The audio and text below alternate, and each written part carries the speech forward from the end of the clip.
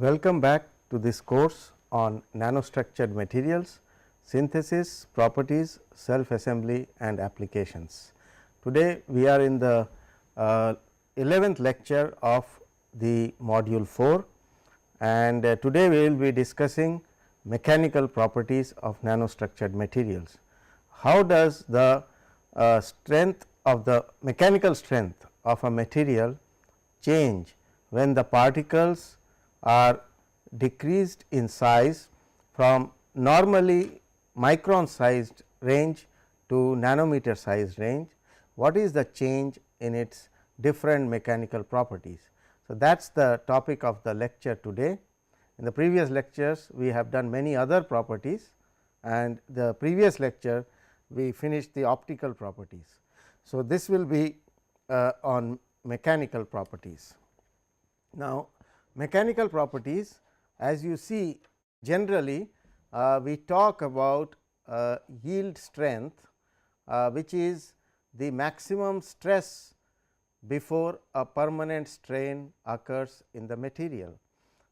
So, there are certain very well known terms in mechanical properties, which will also be carried forward to nanomaterials, and these terms are yield strength, tensile strength, ductility and toughness, and what they mean are same for micron sized particles as well as nano sized particles. So, yield strength is the maximum stress that you can give before the material gets into a permanent strain, that is, it cannot regain back its own self. Tensile strength is the maximum stress which you are applying, that is the tensile strength, and ductility measures the change in the deformation. So, if you have an initial length of L 0 and a final length on the application of the stress or deforming force, if the final length is L f, then the difference between the two distances or lengths divided by the original length gives you ductility, which is how much the material has deformed on the application of a stress. So, that is the measure of ductility, and then we also talk about toughness, that is how much energy a material can absorb. So, if you want to quantitatively get these numbers, then what you do is you have to measure these stress and strain, etcetera. So, how do you measure the tensile strength? For example, you have a polymer and you stretch it with a machine and then measure the force F that is it is exerting, and if you know the cross sectional area, then F, the force divided by the area, will give you the stress.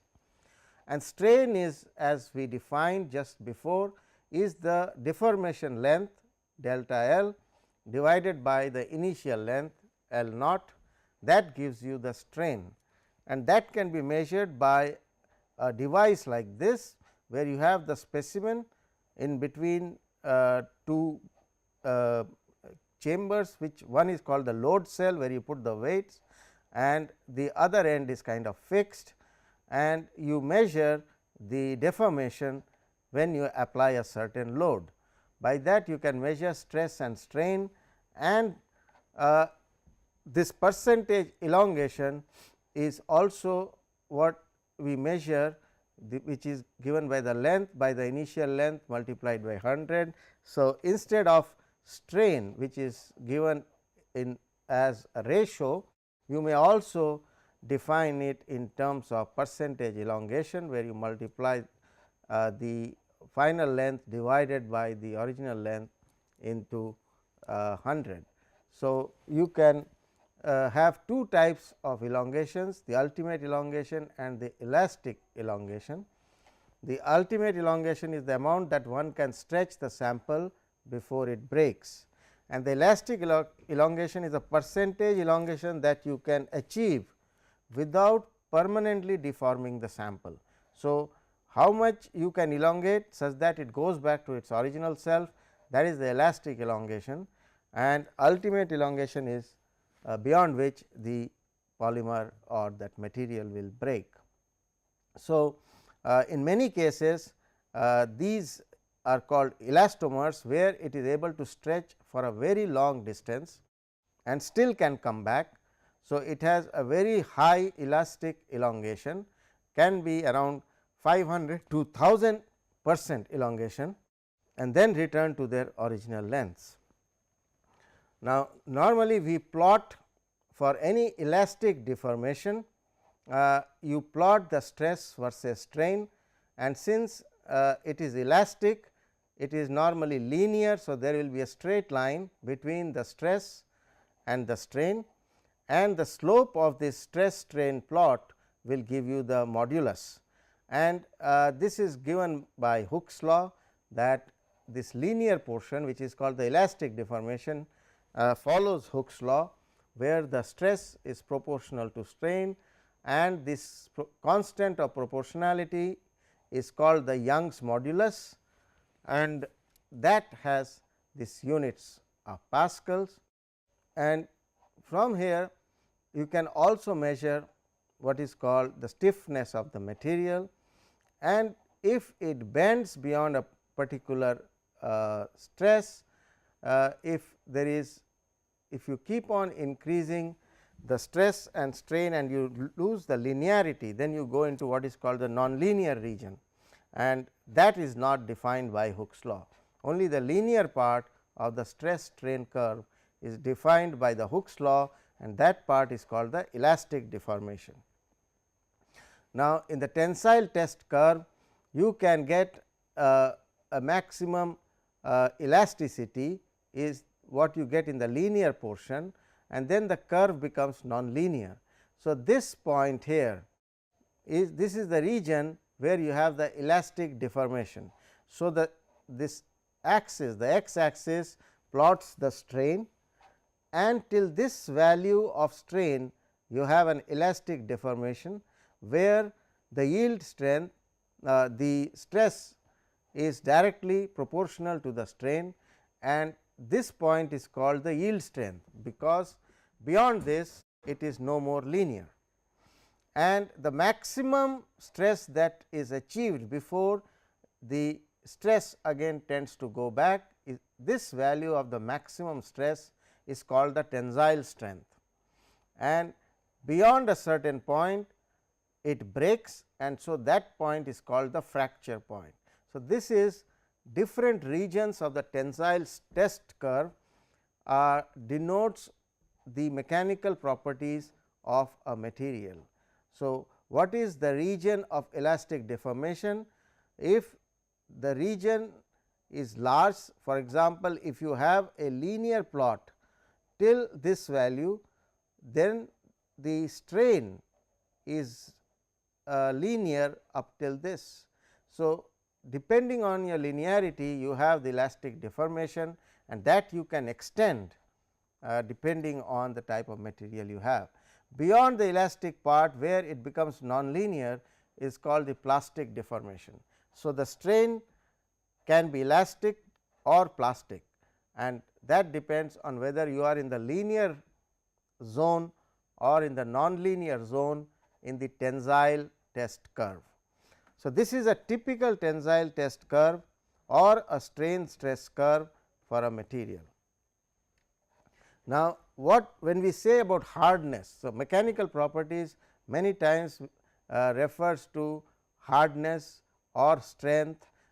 What do you mean by hardness? It is the resistance to plastic deformation. That means, how much stress, how much strain can it take before it becomes nonlinear.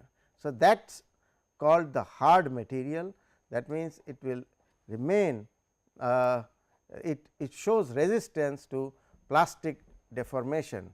So, this can be measured, the hardness can be measured by the depth or size of indentation. That means, if you make a indent, that is you strike the material with some force with a needle or with a particular shaped object, then what to how much depth you can make that indentation tells you about the hardness of the material.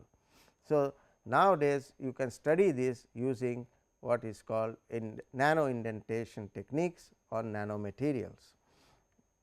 Now, the mechanical properties, if you want quantitative, so you measure, for example, in a stress strain curve, most of the times we are measuring stress strain curves for materials when we are studying their mechanical properties. So, here you are plotting again stress and strain, and you find that the stress varies like this, and beyond this there is no plot because the sample has broken here, and the maximum value of stress till which the sample exists before it breaks is called the tensile strength, and the strain, the maximum strain that it can achieve before it breaks is the elongation which a material can undergo before breaking, and that is called elongation to break. How much elongation the material can undergo before it breaks. The Young's modulus can be obtained from the slope of the linear part.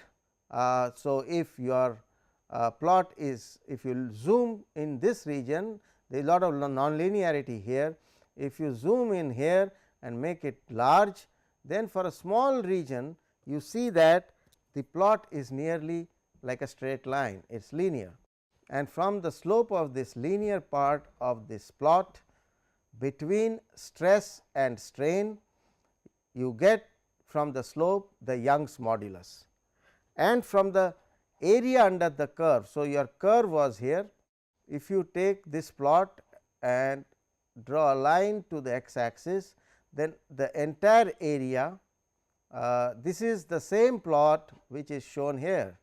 So, what you have done in this case is to draw a perpendicular to the x axis from the point where the sample breaks, and you calculate the total area under this curve, and that gives the toughness. So, the Young's modulus is given from the slope of the linear part or the elastic part of the stress strain curve, whereas the area under the curve gives you the toughness of the material. Now, if you see different materials, so suppose this is a material A and this is a material B and this is a material C. Now, the difference is, for example, in this case it is very sharp, the slope. So, for a very high stress, the strain is very small. So, it elongates to a very small extent, even though you have given a large stress, and that means it is strong, but it is not very tough. Now, if the stress is high and the strain is also high, that means you have a plot which is more or less having a slope of 1, then it is strong as well as tough. And if the plot is like this, where you are very close to the strain axis, you give a lot of strain, you achieve a lot of strain with very small amount of stress. So, it is neither strong nor tough. So, these are three examples of how you can discuss a material based on the stress strain curve. All the three materials are elastic because they have a linear plot between stress and strain, but the slopes are different and the slopes indicate whether it is strong or tough or not tough, etc. Now, if a material is not tough, then it is called to be brittle, that means it will break very easily, and brittle substances are strong, but cannot deform. So, it can be strong, but not tough means it is brittle. So, typically a brittle material will have a plot like this, which is strong, but not tough. And for example, polystyrene is brittle, whereas high impact polystyrene, which is called HIPS, is a blend of polystyrene and polybutadiene. There are two polymers, it is a blend of two polymers, and that is more tough.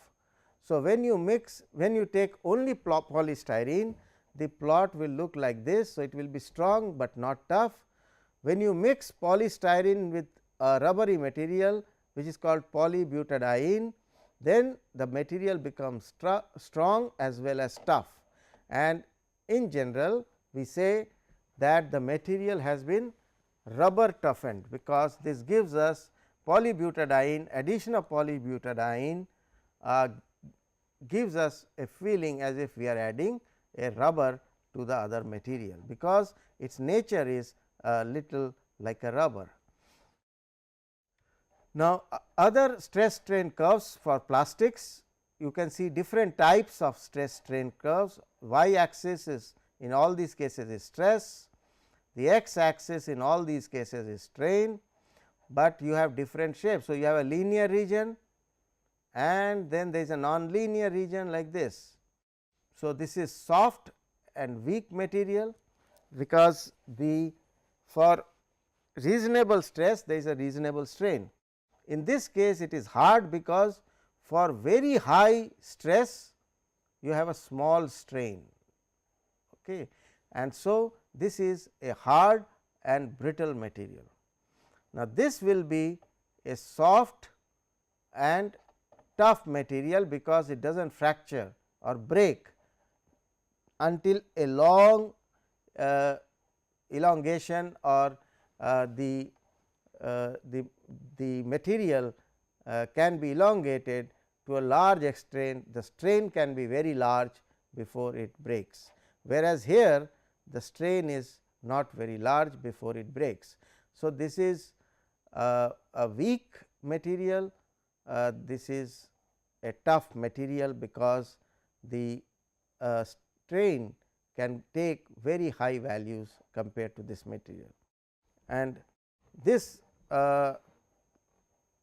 D, case D, is hard as well as strong based on these plots, and the point hard and tough is seen in the plot E, where you have a elastic limit, like you have an elastic limit here, and then you have an elongation, that means without increasing the stress the material is elongating.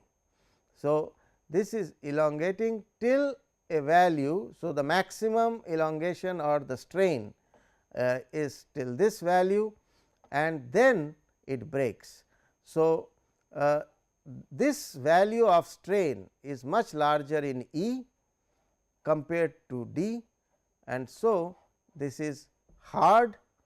Because of this it is hard, and because of this large strain it is tough. So, here it is hard because of this slope, but it is not tough, it is strong because the elongation or the strain value is much smaller in this case compared to this case. Here the strain is much larger. So, the material can be extended much larger, you can pull the material to a large extent before it breaks. So, this is a hard and tough material. Now, to look at some numbers of the mechanical properties of materials. So, if you look at stainless steel balls, they have a tensile strength of around 2000 megapascals, and their elongation to break, that means how much you can pull them, what is the value of the strain, is very small, and the Young's modulus is around 200. So, these are stainless steel balls, that means you cannot elongate stainless steel balls very easily, the elongation is very small, although their strength is very high and their Young's modulus is also quite high. On the other hand, if you look at a cellophane film, its strength is very low compared to steel balls, but its percentage elongation is very high from 10 to 50, and again its Young's modulus is very low. So, it is around 3. So, Young's modulus low means this slope will become like this. So, the slope being high gives you a very hard character. So, here the slope is very high. So, Young's modulus will be high, and slope if it is like this, then the Young's modulus will be low. So, here the Young's modulus is low and it has more elongation, and that is like a nitrile rubber, and you know a rubber sheet can be expanded or extended easily, and so the elongation to break is much larger. If you take a fiberglass yarn, so like threads made of fiberglass, they have a tensile strength, very high tensile strength, but they are brittle, they cannot be elongated very much. So, they will break if you try to pull them. So, these have very small elongation to break percentage. Nylon is reasonable strength around 50, very high elongation to break, but the Young's modulus is small. So, among the mechanical properties that we discussed are strength, toughness, hardness, more brittle, materials more brittle, and these things happen due to increased grain boundaries density and less dislocation density. Then there are other things like crack propagation. How does a crack propagate in a solid, in a material, and there can be a brittle to ductile transition due to dislocation.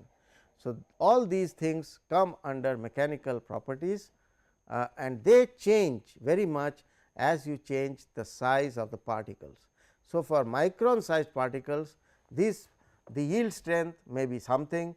For the same material with nano sized particles, the yield strength may be something else. So, all the properties, all these stress strain plots etcetera will change when you go to from micron sized particles to nano sized particles. You will have a change in these stress strain relationships, a change in the slope of the curves, the change in the strain where the fracture will occur will change. So, all these mechanical properties will change as you change the size of the particles which make that material. So, other important things which matter a lot when you discuss mechanical properties is the history of the material.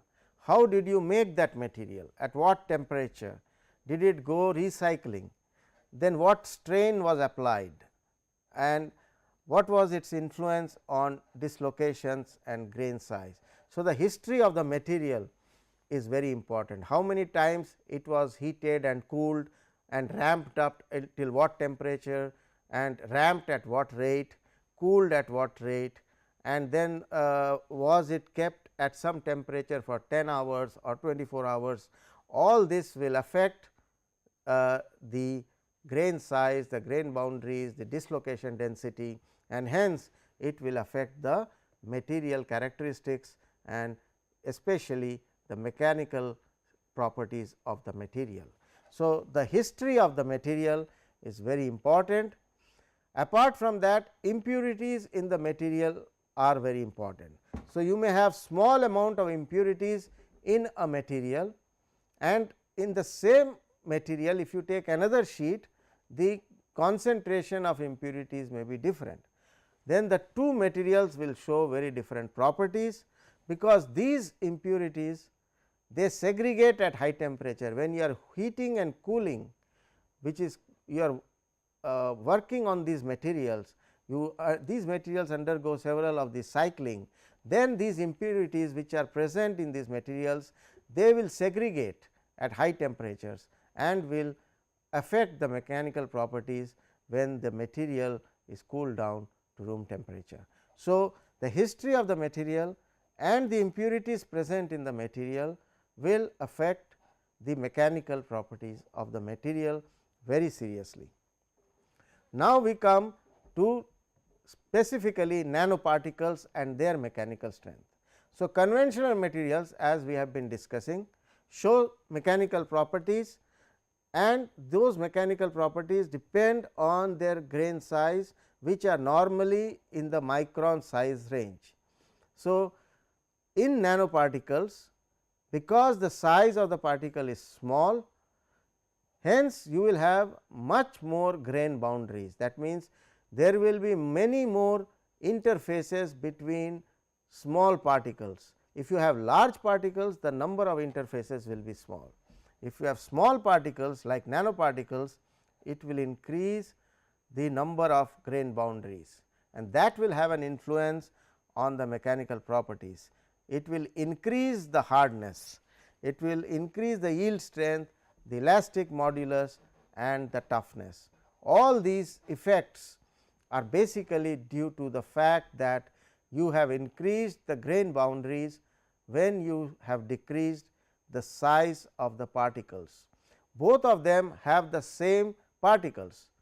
Suppose it is iron particles, both of them will have iron particles, but the size of the iron particles in one case may be 5 micron in size, in another case it may be 50 nanometers in size. The two materials will have tremendous difference in mechanical strength, mechanical properties, because in one case where number of particles will be much larger because of the small size, that is where you have nanoparticles, and hence these small particles will have many more interfaces, and so the grain boundary density will increase. Now, the increase in the mechanical strength with decrease in size is also due to less imperfections which are present in the micron size particles, which are due to twins, impurity precipitates and dislocations. So, the grain boundary density increase is one factor, and the increase in the mechanical strength with size decrease in size is also due to less imperfections in the lattice, that is twins, impurity precipitates and dislocations. So, when you say higher stronger mechanical properties, for example, you will have much higher Young modulus and tensile strength in nanoparticles. Sometimes it may be 4 times higher than the same material which has got micron sized particles. It will also show lower plastic deformation compared to micron sized particles and will be more brittle. So, the nanoparticles will be, the material made of nanoparticles will be more brittle. So, the elastic moduli of nanocrystalline materials are approximately the same as for conventional materials till the grain size becomes very small. So, say you are working with 1 micron or 500 nanometers or 100 nanometers, the change in the mechanical properties are not that significant. It is there, but it is not very significant. It becomes very significant when the grain size becomes very small or the particle size becomes very small. Example, when you go to around sizes of 5 nanometers or smaller, then there is a drastic change in the yield strength and other mechanical properties. For example, here you can see the elongation to failure. You can see that for grain size, here you are around 7 or 8 nanometers, and here you are around say 200 nanometers. So, from around 7 nanometers to 200 nanometers, you have this failure, percentage failure, and that is much less when you have small particles. So, for ductile materials, the ductility decreases sharply as the grain size decreases. So, this is for a ductile material, and it has the ductility is very small and it decreases sharply as the size falls below say 20 nanometers. So, this value of this elongation failure is very small. So, there is very less failure compared to when you have particles of 200 nanometers and above. There is a sharp jump in this. Superplasticity has been observed at lower temperatures and higher strain rates in some nanocrystalline materials than their conventional grained counterparts. So, at a much lower temperature you can see superplasticity. So, basically when you are going from the elastic region to the plastic region, where the linearity of the stress strain plot changes to a nonlinear behavior, that range, the elastic deformation range can be changed with the size of the nanoparticles, and superplasticity has been observed at lower temperatures and higher strain rates in nanocrystalline materials. So, as the grain size decreases to nanometers, the frequency of dislocation decreases, while grain boundary sliding increases. So, these are two different activities in materials. Very well known in materials, you have what is called grain boundary sliding, and you also have what is called dislocation movement or dislocation activity. And if you are decreasing the grain size, so on the right side you are decreasing grain size and you see that the dislocation activity is decreasing, while the grain boundary sliding is increasing. And these things, the grain boundary sliding and dislocation movement, affects the mechanical properties of these nanocrystalline materials. Now, these nanocrystalline materials like carbon nanotubes have been discussed in the literature to a large extent. A lot of studies have been done on the mechanical properties of carbon nanotubes.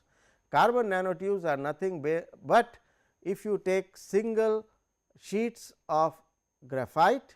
So, one sheet of graphite is made up of hexagons of carbon, and if you roll them, then you can get this nanotubes. Of course, some of the hexagons have to become pentagons, where it is closing at the end. So, if you have a nanotube, to close the end of the nanotube you must have pentagons as well as hexagons. So, basically from graphite sheets you can think of getting carbon nanotubes made up of carbon atoms and predominantly hexagonally arranged carbon atoms. Now, these carbon nanotubes can be of many kinds. They can be multi-walled, they can be single walled, they can be double walled, they can have different diameters, and if you can grow them in large quantities like whiskers, then they can, and if you can make them with few defects, then they have very good mechanical properties. So, carbon nanotubes of high aspect ratio, that means very long carbon nanotubes with a small diameter. So, the aspect ratio is the ratio of the length of the tube divided by the diameter, and if you have a high aspect ratio, then those type of nanotubes are excellent for mechanical properties. They have very good mechanical properties, and carbon nanotubes are among the most well known nanomaterials which are being used for mechanical strength additives in many different materials. And this key thing, the secret is the carbon carbon bond. The carbon carbon bond between carbons, all of them are carbon atoms, and each carbon is bonded to the other carbon using what is called sp2 bond, sp2 hybridized bond. That means, one s orbital and two p orbitals hybridized to form sp2 linkages, and these are strong bonds, covalent bonds, and that gives you the strength of this material. Now, if you compare the Young's modulus, you can tell something about the strength of the material. So, if you see rubber, it has a Young's modulus of 0.1 gigapascals, whereas if you take aluminum metal and look at its Young's modulus, it is around 70 gigapascals. Take something like carbon nanotube, that is 1000 gigapascals.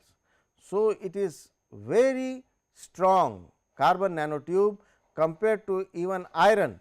So, all of you know, people work with iron, you have iron girders and iron bars, etcetera. You can see carbon nanotubes are much stronger than even iron. So, of course, the toughest or the hardest is diamond, which has a Young's modulus of 1200 gigapascals. So, carbon nanotubes come out to be very strong materials. These nanostructured materials made up of carbon carbon bonds, which are sp2 hybridized, give this high strength character of the nanotubes. Now, if you want to make polymers which are hard or stiff, then you have to orient them. That means, arrange the polymers in an array parallel to each other. So, more order, then you need more energy to melt them. So, that means you are increasing their hardness. So, if you want to make stiff polymers, you orient the polymer fibers, and in addition you can add nanotubes like carbon nanotubes and make composites of them. This way you can make very stiff or hard polymers from soft polymers. So, if you have polymers which are a bundle of fibers which are pointing in all kinds of different directions, if you take them and try to arrange them by doing something such that all the fibers lie along one line. So, then it will become ordered, and if you want to disorder or break them, more energy will be required. And so, an array of ordered fibers is much stronger than same quantity of disordered fibers, and you can further make them stiffer by adding nanotubes to make nano composites. Now, this we already discussed, that how to make a stiff polymer is to orient them, to align them, to make stiff macroscopic ropes, because if you have many fibers and you align them, it will appear like a rope with many threads. And if you can make a continuous rope of infinitely long carbon nanotubes, that would have very high or very strong mechanical properties. It is even calculated that you can lift people in the space by using elevators, which will be held together by carbon nanotubes. So, if you can make ropes of carbon nanotubes, you can make what is called space elevators, which can act like elevators, which can lift you from the earth to somewhere in space. Of course, this is a prediction, and based on the mechanical properties that you can get for identical diameter of steel wires, if you compare them with carbon nanotubes which are aligned, then the carbon nanotube ropes will be much stronger than steel ropes or iron ropes. So, this is the future. The future is to organize the structure. So, you have to make a rope with all these fibrous things organized like this, and that will give you the strength of this bundle. So, each of this nano fiber should be aligned in a particular direction, such that it appears like this bundle, and then many of these bundles together will give you the real strength or power for the rope to carry very heavy loads. Now, this has not only been seen in carbon nanotubes, but there are other materials. For example, boron nitride. Boron nitride has slight similarities with carbon nanotubes, because boron nitride also forms hexagonal rings with boron nitrogen alternating in those rings. in carbon based rings which forms graphite, graphene and carbon nanotubes, all the atoms are carbon, they form these 6 membered rings. But in boron nitride you have similar 6 membered rings, but each hexagon has got 3 borons and 3 nitrogens alternately placed, such that you get effectively 6 membered rings. Now, boron nitride can also be made into fibers, and you can get what people call nano bamboos. So, if you have seen a bamboo in a jungle, the bamboo stick looks like this, you see it has got a pattern like that. So, that is why it is called a nano bamboo, because this diameter is of few nanometers and this length may be 100, 200, 500 nanometers. So, this is 100 nanometers. So, this may be 500, 600 nanometers, and this diameter may be something like 5 to 10 nanometers. So, this is called a nano bamboo, and this is boron nitride based nano bamboo. So, together you can call it BNNB. So, BNNB means boron nitride nano bamboo. It deforms elastically until yield starts to take place at 3.5%. So, if you look at the stress versus strain, so you are increasing the stress, the pressure, the force per unit area if you are giving, then you are increasing the strain. So, stress by strain till you come to a point, you can see here it is no more linear. So, here you start what is called the yield point, this is the yield point, and then it goes little bit further without any further stress. So, without any other further force, increase in force, there is elongation. So, there is a strain, and that point is called yield point, and then after this point it breaks. So, it is called fracture point. Okay. So, the B and NB deforms elastically, up till this point it is changing elastically or linearly until at 3.5% strain it fractures. So, you can see the final fracture is at 3.5, you have the yielding, the yield point is at 3.5 and the fracture is at 4.1%. The fracture strength is 8 GPa, and Young's modulus can be calculated from the slope. Stress by strain will give you Young's modulus, and the value is 225 gigapascals. Now, what are the applications? There are many applications, because we are talking about mechanical properties. So, mechanical properties wherever you need to give strength. So, you can use them either for medical implants or in aerospace or in automobiles, all kinds of materials you can apply. So, in medical implants, for example, if you need to change a bone, so somebody's bone needs to be replaced, you can use these high strength nano composite materials as bones or implants. You can also use these nano composites which are having high strength, which are strong and which are long lasting. That means, they do not get corroded easily by moisture or oxygen. So, they can stay in the open environment for a long time, rain, dust, etc., variation in temperature does not affect them. Then those materials are called long lasting materials, and such materials are required for aerospace, automotives and electronics.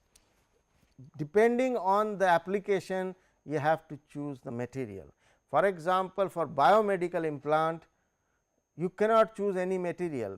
The material you put inside the body has to be biocompatible. So, the material which you are using to make an artificial bone has to be biocompatible, it otherwise the body will reject it. So, the tissue, when you put a artificial bone at the place where the original bone was, the tissues around it will grow. If it does not like this material, then the tissue growth will not take place and the bone will never become part of the body. So, depending on the application, you have to choose a material. So, there are some materials, few materials only which are biocompatible, and those materials only you can use them in bone implants or as teeth or as plates in the body. But for automotives and aerospace, you have other critical properties like temperature, weather, etc., which are very important. So, you can make many nano composites based on the applications by taking together both nanocrystalline material and micron sized material. So, many times you marry two properties, one coming from the nanocrystalline material, one coming from the bulk material. Bulk material means anything which has got micron sized particles. Normal, most of the materials have micron sized particles, say around 500 nanometers is 0.5 micron. So, anything which is 0.5 micron, 1 micron, 2 micron, 5 micron, these are all bulk materials have this kind of size of particles. And if you want to make a nano composite, you make a composite of this bulk material and add some nanoparticles to it, which are the nanoparticles themselves may be of the size of 20 nanometers, preferably below 100 nanometers. They can be anywhere between 5 to 100 nanometers, and then you mix with the micron sized particles to make a cheap and viable alternative. If you use entirely nanomaterial, then the cost will become very high, because to generate or produce nanomaterials for making a thigh bone, you need lot of nanomaterials. Instead, if you make a composite of having a mixture of nano and micron particles, then you can also gain in strength and you can also lower the cost of production of that bone, because you need less amount of nanomaterials. So, composites that way have that positive point that they are more viable even when you are using nanomaterials. Making use of pure nanomaterials becomes a very expensive choice. So, typical mechanical applications, here what we looked at applications in biomedical like bones implants, or like in automobile industry, electronics, aerospace, etc., and also for mechanical applications where you need a hard material, for example, as nano indenters. So, nano indenters are used in atomic force microscope as the tip. So, if you have a AFM tip, so this is a cantilever, and in the atomic force microscope you have a cantilever which has a tip, and this material which forms the tip has to be very hard, because it strikes the surface which you are trying to study. So, when it strikes, if this cantilever tip is not hard, then it will break. So, you need very tough cantilever tips to act as nano indenters and to be used in atomic force microscopy. Of course, you have other things using atomic force microscopy with these nano sized indenters which are very hard, and with a proper feedback control, you can measure all these forces on the surface of this material using this cantilever tip. So, this is used to measure forces down to piconewton levels. So, very small force being generated on the top of the surface can be measured using these atomic force microscopes, which use cantilever tips which are hard materials and can measure the forces on top of the surface. Then nanomaterials can be also used for integration and packaging. You can make the building blocks and integrate them to form a functional device or system. Of course, to manufacture or assemble large quantities of nanostructures is a challenge, and it has to be done in a very competitive environment. There is lot of research in how to assemble large quantities of nanostructures.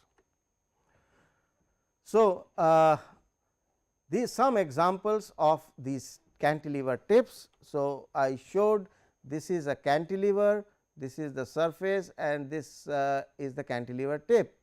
Now, typically in a AFM, the a laser light is guided on the back side of the cantilever, which is deflected onto a photodiode, and any change in the position of the cantilever tip can be determined by the deviation of the reflected beam of the laser. So, the photodiode measures the deflection in the reflected beam coming from the laser, and from that it can calculate accurately the force between the cantilever tip and the surface, and that is in piconewtons. And so, this is a SEM picture of a cantilever tip. This is at the bottom of the tip, if you can see there is one thin wire kind of thing, and that is one multi-walled carbon nanotube, which is bonded to the AFM tip. This AFM tip, this is the cantilever, and this AFM tip is made of silicon, and at the bottom of the silicon you have one carbon nanotube, and with that carbon nanotube, which you have attached using a soft acrylic adhesive, you can then scan the surface using the cantilever. So, when the multi-walled nanotube tip is hitting the hard surface, it can snap back to its original straight position when it is pulled back. So, the multi-walled carbon nanotube gives it the flexibility to touch even hard surface, because it bounces back from that hard surface. So, many such nano composites have been made. For example, tungsten carbide nano composite with cobalt, titanium carbide with iron are widely used in the manufacture of machine tools, drill bits and wear parts. So, these kind of combinations of very hard materials and nanomaterials are widely being used for forming tool bits and drill bits etcetera in the manufacturing industry, which leads to enhanced hardness. By controlling the grain size of one of the components of this nano composite, you can enhance the hardness, the fracture toughness and wear resistance. And carbon nanotubes, as we discussed, are ideals for ideal case for being used as flexible tips on top of a standard silicon tip. It can be joined using an adhesive, and since it will be flexible, it can snap back to its original form after hitting the hard surface. So, these are some of the things that one can do with carbon nanotubes and with nano composites. Another thing is nano titanium. Nano titanium is very important in the medical industry, because titanium is biocompatible, and so nano titanium, nano crystalline titanium is being used in many dental implants etcetera. It is highly compatible with bone and is thought to provide stronger, faster bonding with improved strength, biocompatibility, longer life and wear and tear. So, it is double the strength. If you take nanostructured titanium, it is double the strength compared to normal titanium alloys used in dental implants, and the bone cells attach to the pure titanium surfaces at rates greater than 100%. So, nano titanium or zirconia based ceramic, there are many such nanocrystalline ceramics which are of use in the medical industry. So, with that we come to an end to this lecture on mechanical properties, and we have the last lecture in which we will do the conclusions of this course. Thank you very much.